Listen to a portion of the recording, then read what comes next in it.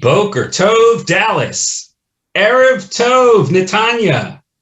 And greetings to everybody in between and around the world who's called in. It is Sunday, and it is winter, and Hanukkah is over, and Christmas is coming, and we're ready for Kwanzaa. We have got the place for you to be today, and you already know, front row seats for Tel Maresha. My name's Wayne Firestone, and I'm the Executive Director of the America-Israel Friendship League. We use every trick in the book that we could come up with to bring you some of the most exciting, historic, and adventurous places in the world, right in your own living rooms or wherever you are able to log in from these days. So we know it's a strange holiday season. You wanted to have something interesting to do. Here at America-Israel Friendship League, we continue to provide in our Friends Indeed series, exciting places. Some of you have visited, some maybe you even haven't heard of. How many of you know about Tel Maresha? How many of you have actually been there? Let us know in the chat if this is one of your favorite archaeological sites or if you're a first-timer experiencing it through the virtual setting. We promise you either way, it's going to be something that you're going to want to have on your bucket list. As we do in each time in our monthly series with Reuven Solomon, we take you to places, we go a little bit deeper. We ask you if you've got your hiking boots around, pull them out of the closet, put them on, get some hot tea or coffee or whatever will inspire you today. And we're going to take you to Reuven in Israel. You've got an interesting background behind you, Reuven. So tell us a little bit about where in the region you're taking us, and then let's go for a ride. Wonderful, wonderful. First and foremost, it's a real pleasure to be with all our friends of the AIFL again. And this time, we're actually going to go down to the Shephelah, all the way to Tel Maresha, doing some talking on the way to Tel Maresha and visiting Tel Maresha. But before we leave Jerusalem, since Christmas is just around the corner, I want to show you a place in Jerusalem, not very well known, that many people don't even know exists because it's not open to the public. One of these days, it's certainly going to be open to the public because it's a very special site. The Church of the Cathisma, and it is very appropriate to the upcoming Christmas because this site commemorates the eve of the very first Christmas. It is on the old Hebron road that we call the road of our patriarchs. Abraham made his journey through Jerusalem all the way through Bethlehem to Hebron. And that's why it's called the Hebron Road, an ancient passageway. But in modern day Israel, it had to be properly widened. And in 1992, after it had been made into a proper road, they thought of widening it a little bit. And guess what? The bulldozers scraped away some beautiful mosaic and foundations of an octagonal building that was pretty amazing. The road quickly had to shift away from the archaeological dig, and the first excavations were done, very preliminary, and then it was sort of forgotten a little bit. And then in 1997, a proper excavation took place, revealing the entire foundations of a beautiful octagonal building with 4 chapels. And in the center of the church itself was a rock, a seat. And lo and behold, it came to light that someone talked about this seat in the middle of the 1st century in the Proto-Evangelion of James. In chapter 17, and I quote, it relates that within 3 miles from Bethlehem, Mary had a vision in which she saw 2 people, one happy and rejoicing, the other sorrowful and mourning.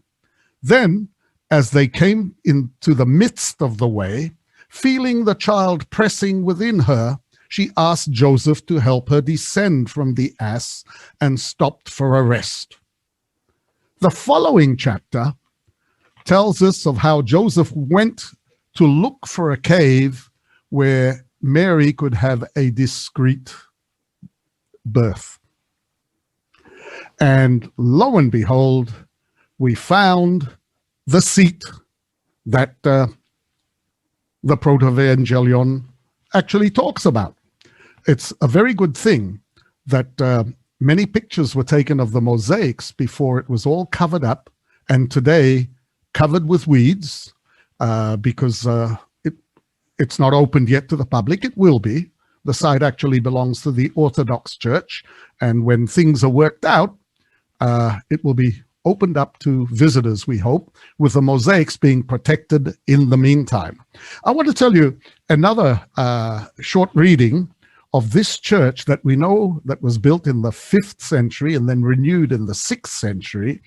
And a Theodosius, a pilgrim between the years 510 and 530, writes, "Now there is a stone in a place 3 miles from the city of Jerusalem, which my Lady Mary, the mother of the Lord, blessed when she dismounted from her ass on the way to Bethlehem and sat down on it. The superintendent, Urbicus, cut the stone out, shaped it into an altar, and was about to send it to Constantinople. But when he had brought it as far as St. Stephen's Gate," that's the Lion's Gate, "he could move it no further. A yoke of oxen was dragging the stone, so when they found no way to move it any further, it was sent to the Lord's tomb. There this stone was made into an altar and used for communion." He continues with, "It is behind my Lord's tomb. The superintendent, Urbicus, died in Constantinople in the reign of the Emperor Anastasius. The earth would not receive Urbicus, but 3 times his tomb cast him out." Now, it seems that the whole point of this pilgrim's report was to emphasize how it was very, very wrong of the superintendent to have cut away this rock. But there is a kernel of truth in the story, despite his perhaps literary use of emphasizing what could happen to you if you desecrate a holy site. The rock seems to have been cut away, the bedrock, because it is quite low. As you can see, many beautiful mosaics, and today, as you drive past, you will see a weed-covered patch where there was once there's still actually a little water source there. And in Arabic, it was called Bir Cathismos, which sort of kept the name, the Cathisma seat and church alive. Cathisma, incidentally, means seat in Greek. The seat of Mary, the Cathisma. So just before we leave Jerusalem, we've managed to bring Christmas a little bit to you for Mary on her way to Bethlehem and the birth and the very, very first Christmas. Now, we're going to continue out of Jerusalem to the Shephelah. If you see the map in front of you, look at the dark blue route. There are 2 ways to get to where we want to go, but we're going to take the dark blue route because it takes us past, as you will see on the next map, 3 or 4 important sites in the, not highlighted, but capital letters and bold, leading out of Jerusalem to the Shephelah, which incidentally means in Hebrew, the lowlands. It's not because that area is low. Some of it is as high as 550 meters above sea level. And the lower parts are 40, 30 meters above sea level. But in comparison to Jerusalem that looms above, it's the lowlands, and that's called the Shephelah. You'll notice that after we turn off the main highway, leading from Tel Aviv to Jerusalem, we head through the Shephelah, past Tzor-Ah, past Bet Shemesh, past the valley of Elah, before we get to our site, Tel Maresha. It's on this route that I want to talk about three of my, I would say, favorite Bible stories that took place at these places. Tzor-Ah was the birthplace of the judge Samson, the last of the judges, incidentally. You may remember Samson was a strange sort of a fellow, growing his hair long. He was what we call a Nazir, which means in Hebrew, a sort of a monk, but certainly not celibate, because Samson had an eye for the Philistine ladies. His father, Manoah, was very worried about the boy and spoke to Samuel, the prophet, about him. But Samuel said, "Leave him alone. God has plans for this lad." Well, Samson, born in Tzor-Ah, living in Tzor-Ah, used to cross the forests and the woodlands to see his Philistine girlfriend, the name of whom we don't know. The Bible doesn't tell us. She lived in a village not far away called Timnah. And on his route to his girlfriend, who he wanted to marry, a lion attacks him. And with his bare hands, he kills the lion, ripping open its belly and tossing it into the bush alongside. When he gets to his girlfriend, he finds that, as usual, she is surrounded by young suitors. And on a subsequent visit, going to his girlfriend, he passes by the area where he slayed the lion, and he hears a bzzz sound that he recognizes as bees. Looking for the spot where he tossed the lion, he finds that bees have made a hive in the lion's belly, puts his hand in the hive, takes out a little bit of honey and tastes it, and comes up with a poetic line in Hebrew. In English, you could translate it as, out of the eater comes something to eat. Out of the strong comes something sweet. And off he goes to see his girlfriend. And she is, as usual, surrounded by the young Philistine suitors, who he says to them, "Guys, I've got a riddle for you. If you can solve this riddle, I'll buy you each a new set of clothes. But if you can't, you have to, for my wedding, buy me a new set of clothes, each of you. Deal?" And they say, "Of course, deal." So he says to them, "Out of the eater comes something to eat. Out of the strong comes something sweet." What am I talking about? You have 3 days. They're absolutely stumped, but they don't want to cough up with that suit of new clothes, so they pressure Samson's girlfriend until they get the answer from her, as she pressures Samson for the answer. And when he comes to collect, they say, "Oh, we know what you're talking about.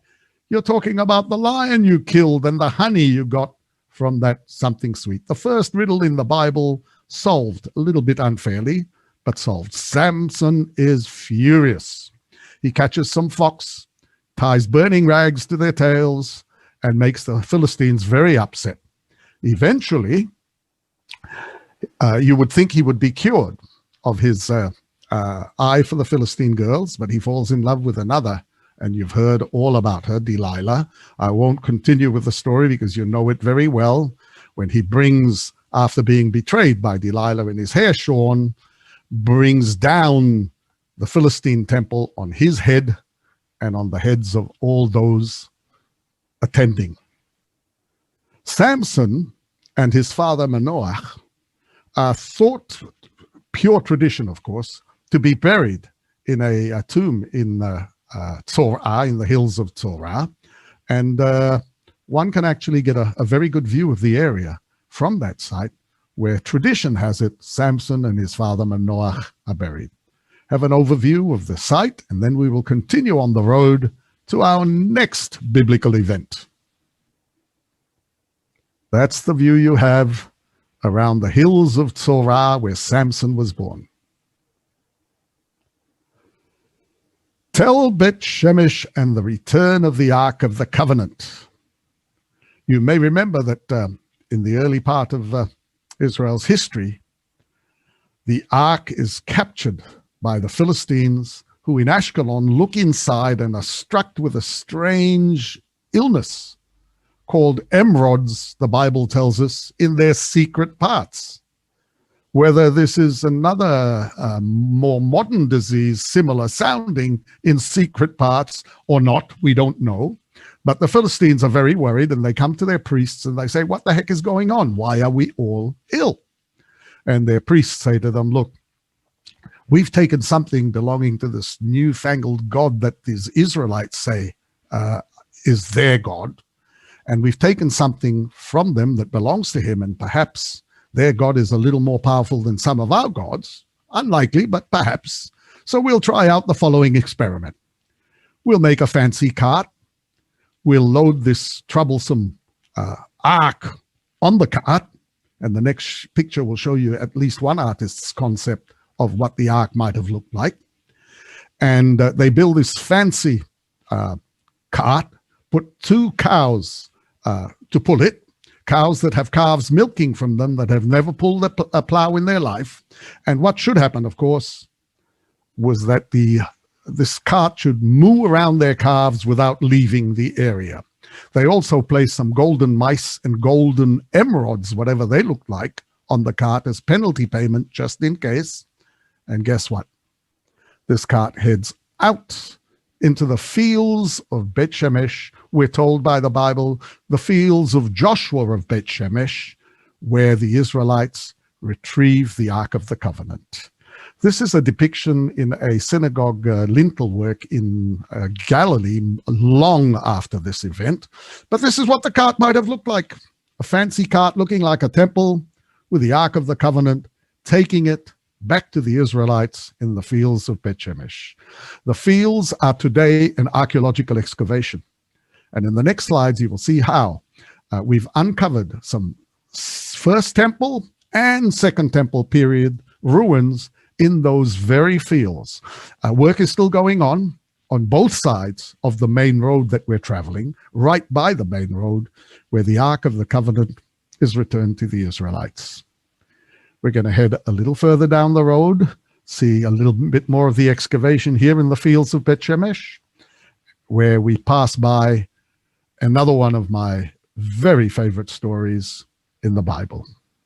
We get into the valley of Elah and the story, the battlefield of David and Goliath. The view you see there is from a tell called Azekah, where the Philistines were thought to have camped in between that hill and the Azekah, where we're standing, and the hill across was the camp of the Philistines. And to the right, the fields, and you can see the brown dry riverbed right before those buildings. You'll get a closer view in a second, where David and Goliath have their battle. You may remember the background to the story. The background to the story, of course, is the first bribe in the Bible, where Ishai, or Jesse, the father of David, who was too young to be fighting in Saul's army, the youngest of the sons, is given 4 packets of cheese, one for each of his brothers and one for their commanding officer in Saul's army in the valley of Elah.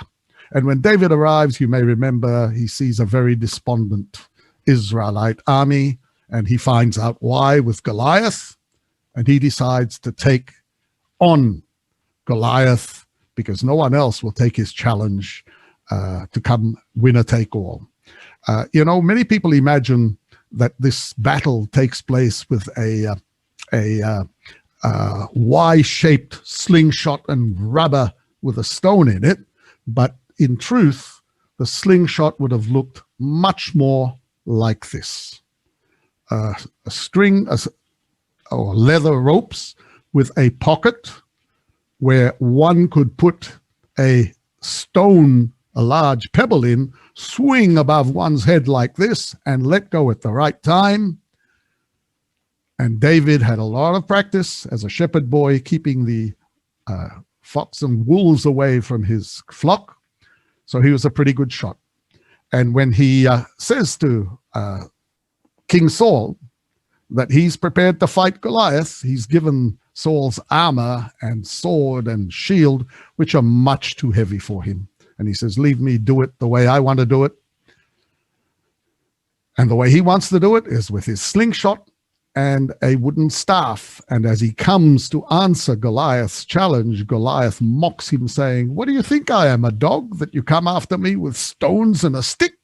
I'm going to tear you apart and feed your flesh to the birds. David says to him, you come to me with armor, shield, and sword.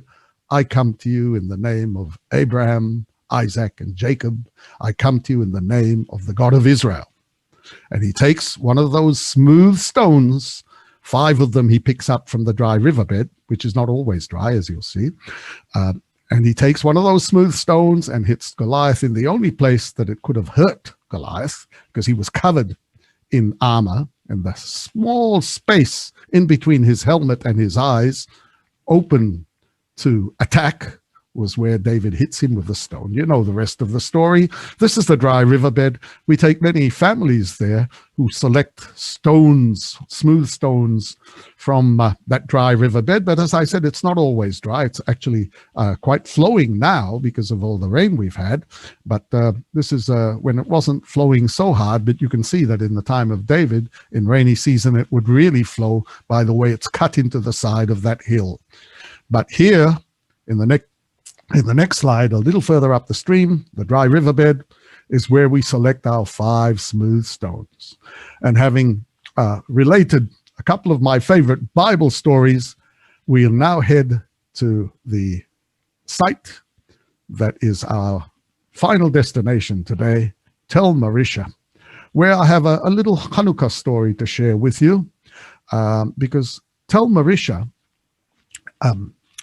was actually one of the fortified cities in the time of the Israelites under King Rehoboam, or Rehoboam, you sometimes call him. But our story with Tel Maresha really begins after the Babylonian conquest, Nebuchadnezzar and the exile of the Israelites to the waters of Babylon, where the land is left vacant, and not for long, because it is occupied by Idumeans from the mountains of Edom, who were later joined by Nabateans, Sidonians, and Greeks. And the city becomes a pagan city. What you see in the slide is actually the Tel, uptown. This was in the Israelite period, the fortified area. This was in the Greek period, after the eviction of the Israelites from the area. It becomes called, the whole area becomes called Edomia, after the Edomians. And Tel Maresha, the artificial hill that goes layer upon layer of building on the same side, is uptown. It's not where people live. Very intense excavations in a long time ago took place on the Tel, and then it was covered up, because the real attraction are the houses that the people lived in, not in a fortified administrative area, but around the Tel, spread far around the Tel. This is one of the clumps of houses that whose foundation still stood and could be sort of rebuilt with the fallen rock to illustrate what I want to show you here. Now, let me tell you something that has a future bearing on all of Israel from Tel Maresha. And this was the beginnings of a man that we know as Herod the Great, because he was the great builder, who has his beginnings as a Jew here in Tel Maresha. Not physically and not personally, but his father, Antipater, was a 9-year-old boy when Antipater's father, Herod's grandfather, Herodias, with the rest of the Idumeans, are given a choice between 3 options when the Hasmoneans, for one time in Jewish history, do something that we haven't done before and haven't done since. This was in the time of John Hyrcanus, who was the ruler at the time and the conqueror at the time, and gave the people of Idumea, the pagans of Idumea, one of three choices. Become one of us, leave town, or die. I suppose very few people chose to die, if any, but we think about, and I'll tell you why we think, about 2/3 of the people abandoned their houses, destroying them, throwing all the garbage down in the basements, and I'll tell you about the basements in a second, and left. About 1/3 of the people stayed, including Herodias, Herod's grandfather, who then you could say his son, Antipater, becomes a forced convert, and Herod is a born Jew. The Hasmoneans never let him forget this later on, that it was their ancestor that made him Jewish, but that's where Herod the Great has his beginnings. But I tell you all of this in order to illustrate something about these houses that is fascinating. You know, these hills are limestone hills. The rock is Kirton, ancient seabed pushed up millions of years ago by tectonic forces. Kirton, or limestone, has a very fascinating oddity. The oddity it has is that under certain circumstances, it gets a very hard coating. Limestone is chalky, soft rock. And when it is not exposed, in other words, if you get deep into the limestone, you crack a limestone block in half, the center of it is soft and chalky. You can almost, with your fingernails, dig into it. But under certain circumstances, and I'll tell you about the circumstances, annual rainfall in millimeters, it's an empirical formula, annual rainfall in millimeters, divided by average daily temperature of the year in Celsius. And if the number falls between 15 and 30, you have the conditions for the coating of Nari to harden the outside of limestone. These conditions apply in almost all of Israel. In the areas it doesn't apply, you see the limestone, badly eroded, jagged rock that we call kaustic, after an area in Yugoslavia that doesn't have those conditions, and that's what happens to the limestone. But where it has those conditions, if you crack through the hardened limestone surface and get below the Nari, which is not a very deep coating, depending on how long the rain and the temperature has cooked it, you get into soft, chalky rock. So imagine you could go down in a manhole, a small round circle, expanding as you went down, excavating building blocks easily from soft, chalky rock, taking them up top, building your house with them above this hole, and you not only now have a house, but you also have a basement. These basements are fascinating.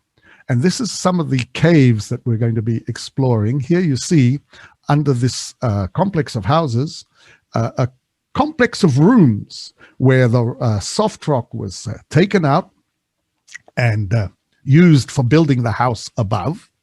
And today we can go in and under these houses in about 5% that have been so far uncovered and explored. We know of another 95% waiting. Now, let me tell you that there is an organization called Dig for a Day under the auspices of the Israeli Antiquities Authorities, of course, but run by the Archeological Seminar, which has you, it's a little like the story of Tom Sawyer, where you actually pay to work. You do the digging and you pay to do the digging, but what you're digging up are the basements of houses from the time of the Maccabees, from the time of the Hasmoneans. And you can very soon, in an excavation, as I said, about 5 or 6, maybe 7% maximum are being explored now. And we know there are hundreds of them just waiting to be uncovered. But you can very quickly tell whether this was one of the houses that was abandoned in disgust by the owners who broke their house down, tossed all the rubble in the basement, and left nothing of value behind. Or if you find complete pieces, you know, these are people who continued to live as converted Jews in Marisha until we are now digging through their garbage, their remains in the basements, and finding some amazing stuff. We'll talk about some of the finds a little further on. But alongside this clump of foundations of houses that could be sort of renewed are caves in close by under houses that were totally demolished, where we find all sorts of innovative uses for the areas below. Now, in the next slides, you're going to see some of these caves, and I'll stop and talk about a couple of the more interesting. Here you see a columbarium, of course. Pigeons who were good for food, and once you become Jewish, they're also kosher, so you can continue raising them and eating them. And who knows, they may have also been used to message, we don't know. But apparently this was a big industry in Marisha, not only pigeon raising, but also, as you will see, olives. This is a cave that we call the Polish cave because of something that you'd get arrested for doing today. But during the British Mandate period, just on the eve of the Second World War, the in-exile Polish army, loyal, came to visit the British Mandate Palestine, and on a visit into this cave actually inscribed that they were here. Polish army was here. That's the only reason it's called the Polish cave. Its owners above, so long ago, 1,500 years before, kept it as a pigeon raising basement. You're going to see, as I said, something even larger. Look at this one. This is a massive columbarium where there are at least 2,000 pigeonholes. Columbarium, that's the meaning of a pigeon housing. At least 2,000 of them with a very clever method of collecting the droppings because they were very valuable for fertilizer. And an old folk tale was spread around. I don't know how old it is. I don't know how far it goes back. But the folk tale talks about a diamond belonging to a Greek goddess hidden in one of those holes. So if you've got a mind to start exploring 2,000 pigeonholes, who knows, you may find that diamond. But it's an enormous complex. We also found in the following slides, you will see, this is one of the more, I would say, industrial basements where olive oil was produced. What you see in front of you, original, except of course for the wood that had to be replaced, is an olive crush. The way olive oil is produced, in those days especially, is that this conical crushing system would crush the olives to a fine mash. And then these olives, as you will see in the next slide, would be put into wicker baskets that would look like a tubeless tire hollowed, or a hollow donut. These would be stacked in those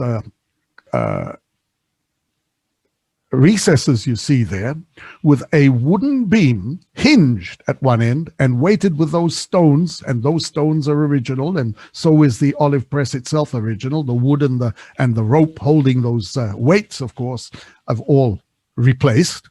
But this is called the beam press.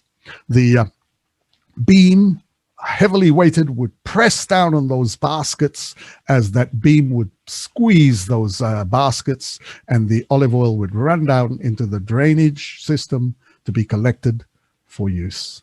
An industrial area underneath one of the homes. There are many, many caves to be explored in Tel Maresha, really endless caves. But I want to tell you about our Hanukkah story that happens here in Tel Maresha.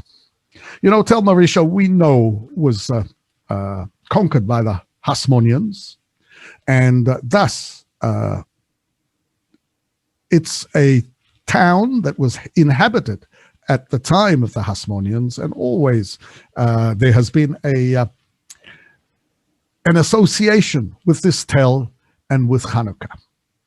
But what I want to tell you now, and I want to tell it to you in the way it was revealed to us, is that in 2007, the Steinhardt family, the family that is associated with the birthright program in Israel, were offered for sale a limestone slab with ancient Greek writing on it that no one could tell where or when it was found.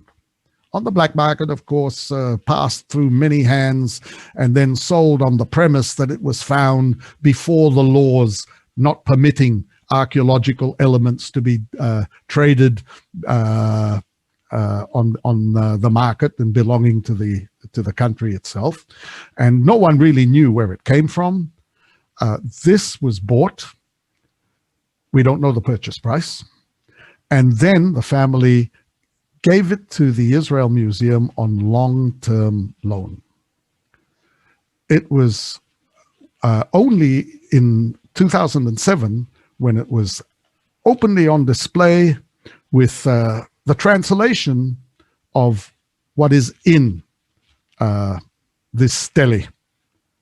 It is a stele created in the time of Seleucid III and Antiochus IV, Antiochus Epiphanes, to tell the story of a man called, this is a record of an exchange of letters between Seleucus III, who preceded Antiochus Epiphanes IV, and Heliodorus, a Greek by the name of Heliodorus, which means literally in Greek, the gift of the sun. And this letter tells how Seleucus, from the Greek point of view, sends Heliodorus to collect the treasures of the temple in Jerusalem, because Jerusalem was under the Seleucid rule at that time. And you can read this story from the Jewish perspective in the book of Maccabees, the second. And in the book of Maccabees, the second, it tells of the story of Heliodorus, who comes to raid the temple treasures, is beaten up and sent home empty-handed. Well, this stele doesn't tell us all the details of what happened to Heliodorus, just the fact that he came back empty-handed. And as I said, we didn't know where this stele came from. It was traded on the black market, looted from somewhere, and a mystery. Now, in 2005 and 2006, students, youngsters on a dig for a day at Tel Maresha, in cave number 57, found 3 chunks of limestone inscribed with Greek.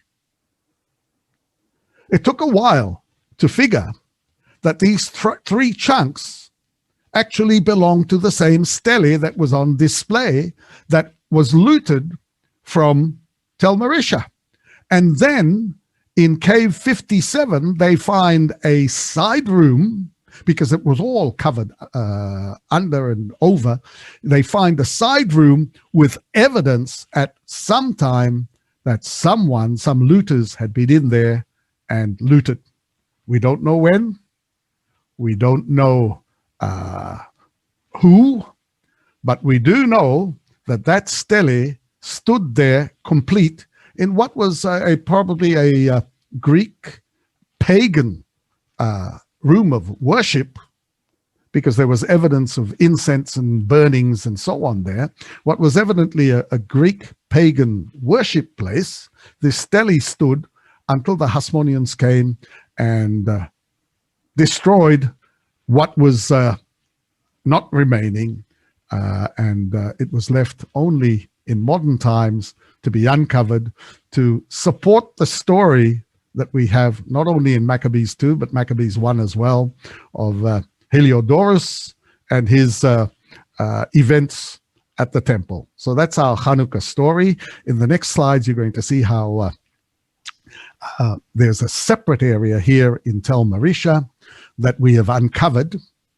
That, Reuven, maybe before you jump in on the next story, we have a few people who have asked a little bit about the discovery process in a tell, and Leslie in particular is asking, how do you actually know something ends up in a basement that turns out to be an olive press, or that turns out to be a tablet that was, in the original site? Could you describe a little bit the process of the multiple layers of a tell for some of the people who haven't experienced that before? Sure. Very different from an excavation on a tell. Very, very different, because an excavation on a tell, you are on the surface and digging away, finding layer upon layer of the building. This is not layer upon layer. This is garbage dump. This is the basement of a house that was either abandoned, destroyed, and left as a garbage dump, or became a garbage dump after the destruction of people who continued to live there for some time afterwards, until it was totally destroyed in 40 BC by the Parthians, who were fighting the Romans. The Parthians lose, but the town is destroyed in 40 BC and remains destroyed until we are now slowly but surely uncovering it. Now, it's a very interesting question, actually, because the people who are going into these basements are digging in very nice circumstances, shade, cool, even in the heat of summer, because it's a basement, and they are scraping away and taking out the rubble and sifting it above, finding either all broken and junk and rubbish and bones and so on, or complete oil lamps and things like this. Now, until you get to the very bottom of the cave you are digging, you don't know what they used it for, because it's a basement that was filled with rubble. When you nearly completely excavate it, you can say, oh, look, this is a columbarium. Or, hey, it's a water cistern. Look at the plaster on the wall. Or it's an olive oil press. And these are the usual storage areas. We haven't found any wine production underground, but olive oil, pigeon raising, and storage rooms for water and for almost everything else. And a few people are asking in surprise about these underground olive presses. Are these operated then by people or by animals? Oh yeah, people. No room for animals in that space. People. Someone would. That's why the stone is smaller and so on. Above ground with these olive presses, they were certainly operated by animals. But this is a small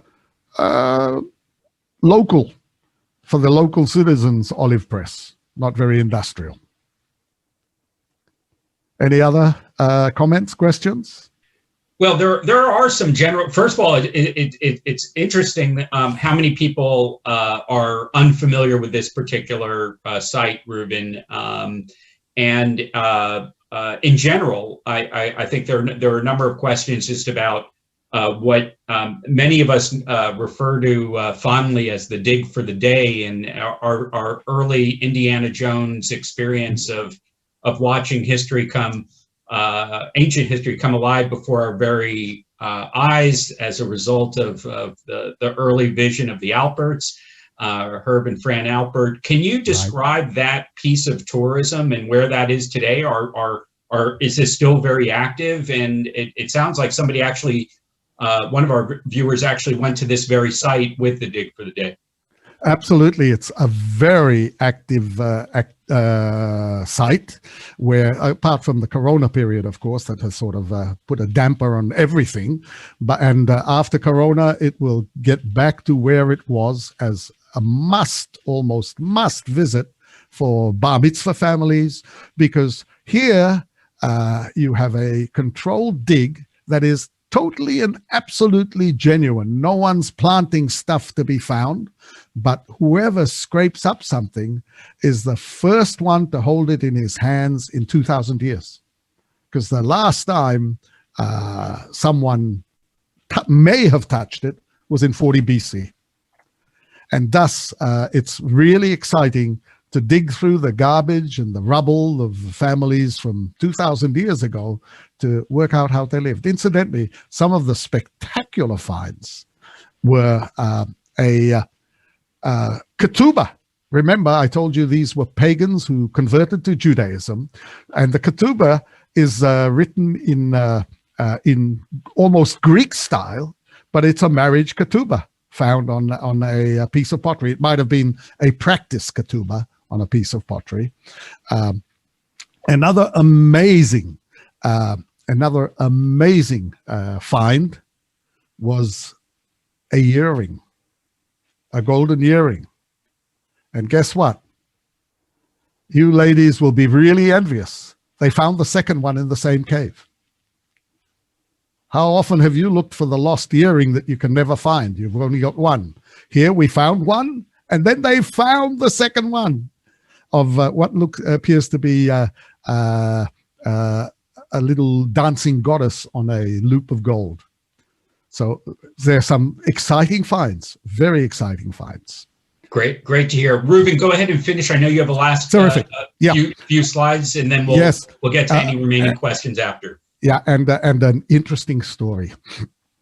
You know, there's also at Tel Maresha a necropolis, and we have several burial caves, a couple of them painted, and this one that was painted, as you saw in the previous slide, you may have had time to read it, relates that it's Apollophanes, the son of Simios, 33 years chief of the Sidonians at Maresha, reputed the best and most kin-loving of all those of his time. He died having lived 74 years. Now, this page comes out of a book published in 1905 by Peter Jones and the Palestinian Exploration Fund, who were the first Westerners to poke their heads into this cave, and this is what they saw. Next slide, you'll see the colors and the paintings of this burial cave, a Sidonian burial cave that was very ornate. It wasn't found exactly in this shape because heads of the animals were scraped off by iconoclasts in the Muslim period when some groups got into there. But fortunately for the drawings and depictions of the Palestinian Exploration Fund, much of it was able to be renewed, but the rest, the colors, and touched up, repaired, but original. One of the fascinating things, of course, are the inscriptions. One particular inscription found in this tomb that fires the imagination. If you have a look along the slides, you will see many have scribbled something or other on the walls, or everything has been translated. But the most fascinating inscription, and if we follow on with the next couple of slides, you will see an inscription that is recorded by the PEF in this same book. And here it is, and it's all Greek, right? Does anyone understand it? Well, thank goodness for the book, because it is beautifully translated. And Peter Jones, who is the co-author of this book for the PEF, writes that the translation reads, "This is naught that I may do for thee, or within I may please thee. I lie with another, though loving thee dearly. But by Aphrodite, of one thing I am very glad, that thy cloak lie in pawn." with me, in other words. But I run away, and to thee I leave behind plenty of free room, complete freedom. Do what thou willst. Do not strike the wall, that does but make a noise. But through the door it lieth, it nods. By signs we communicate with one another. Let that be our agreement.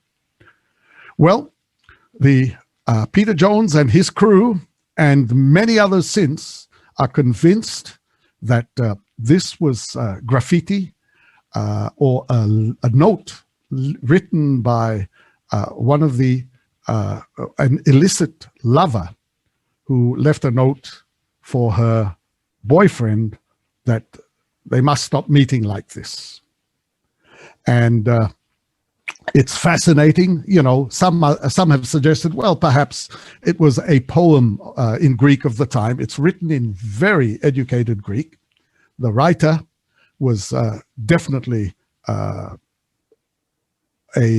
educated woman, and we find from the history that many young Greek women were actually, during this Greek period, sent to Tel Maresha as nursemaids and so on. And the assumption is maybe she was one of these who had an illicit lover where they met in the tomb for their meetings. And this sort of gives rise to a quote from a poem, from a poet, a much later poet. John Suckling is his name, from the mid-1600s, who writes to his mistress, "The tomb's a cool and quiet place, but few, I think, do their embrace." I think he was mistaken with this couple, because they certainly met up there, of course, long after the tomb had stopped being used. The next few slides are going to show you a fascinating area right in the same complex of Tel Maresha, Bet Guvrin, and we haven't even talked about Bet Guvrin, which is worth a tour on its own because that's Roman and Crusader. But the Bell Caves are caves that we have discovered that were ancient quarries. Now, when I say ancient quarries, not that ancient. The Byzantines in their later part, or Byzantines in the later part of their reign, used them as quarries. And how do we know? Because they actually carved Byzantine crosses on the sides of this bell cave, whereas below them there are Arabic inscriptions and Muslim inscriptions, and these quarries were used and quarried all the way through the Byzantine and Muslim period. Now, you remember what I told you about the softness of the rock? What a brilliant idea. You go down in a manhole, as you can see there, a manhole, and you start going down and down and down in a bell shape in this manhole, and you create a bell hollowed out in the earth. Alongside you, and someone else is going down in a manhole, and thus these bells actually interlink, and you have caverns of interlinked quarry caves that make enormous areas. Now, all of this, of course, the ground level is where you see that light coming through the manhole, and it's still ground level today. But some of the caves, through earthquake, collapsed. What keeps these from collapsing is the hardened Nari coating that we spoke about, like a strengthened dome. And here you can see how in sideways it leads out into areas where some caves collapse, and thus we can get from the ground level inside the cave without having to go down into the manhole. And, you know, I have to tell you that in these caves, in season, we have chamber music, we have performances, and I want to tell you the acoustics here are amazing. And sometimes I have a visitor who is prepared to stand in one of these caves and sing a hymn, a song, and boy, oh boy, even if you're not, let's say, a professional singer, it sounds fantastic with the acoustics. So, and I also mentioned that across the road from all of this is a totally separated site. That's Bet Guvrin.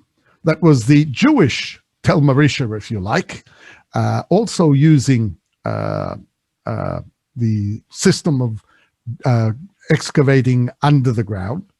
And that's a totally different visit. Now, Wayne, if there are any comments, questions, discussions, this is a good time. Well, I think you have proven beyond a doubt today, Reuven, that anyone that loves Sunday school wants to have a Sunday school lesson in Israel at the places, at the sites of the greatest hits. You took us today to the legends of Samson and David and Goliath, and even the neighbors of the sites that you're talking about with Bet Guvrin.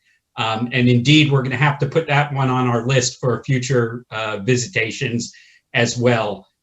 So I think this indeed has been a great way to end the Hanukkah season. And there are still some questions about, you know, the what to read and how to fully engage in the Hanukkah story. Obviously, this is one of the places that people will have to put on their bucket list for understanding that more and reading the Maccabees and understanding the miracles of this period.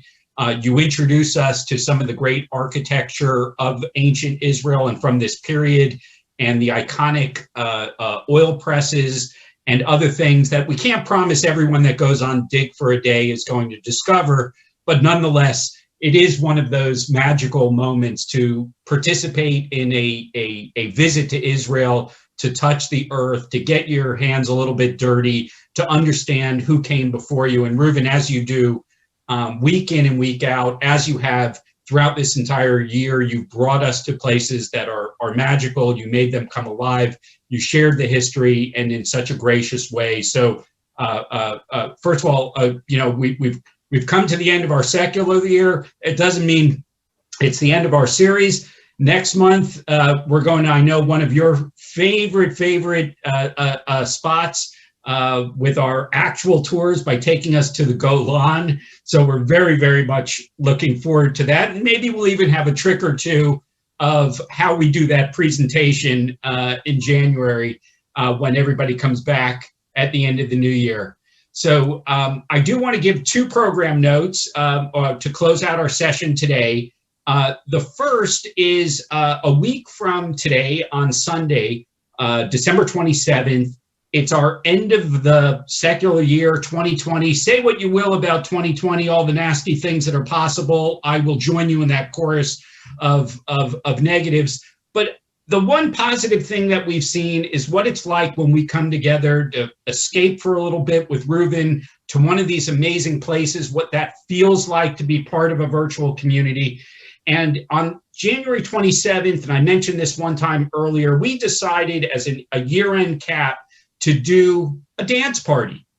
Don't worry, you don't have to get up and dance, but no matter whether you can dance or if you can sing in the caves, like Reuven alluded to, you are going to be treated to some of the best modern dance on the entire planet.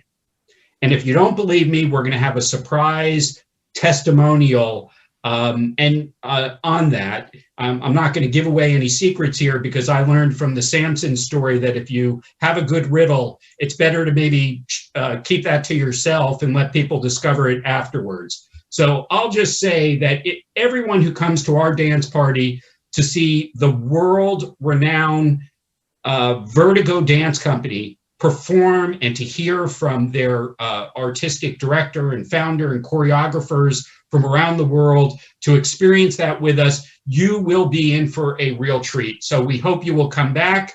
It will be our holiday parting gift for the end of 2020, and really it'll be something to experience. And the last thing that I said, people want to know what time the dance party is already. So it'll be at our regular time, Actually, we're hoping you'll all experience this just like every one of our webinar series. So come back at the regular time that you experience this webinar today. It really would be a great way to end the year. The last thing I'll say is, we've brought this series to you throughout the entire year because we know people needed it. And so as you're thinking about your end of the year giving, we ask you to give some consideration to making a gift to America-Israel Friendship League. We have an end of the year campaign that's going on right now, and it's at hashtag AIFL Enlightens 2020. And we hope that for those of you that have heard Reuven many times and that have participated in our concerts and have gone to museum visits with us or listened in on panels of thought leaders from both Israel and the United States, if in some way that enlightened your 2020 and what has been a tough year for everybody, we hope that you'll consider making an end of the year gift to us to help support that and continue it. We have great partners like the Ministry of Foreign Affairs, but all of your support as viewers and as participants really is what helps us keep this going.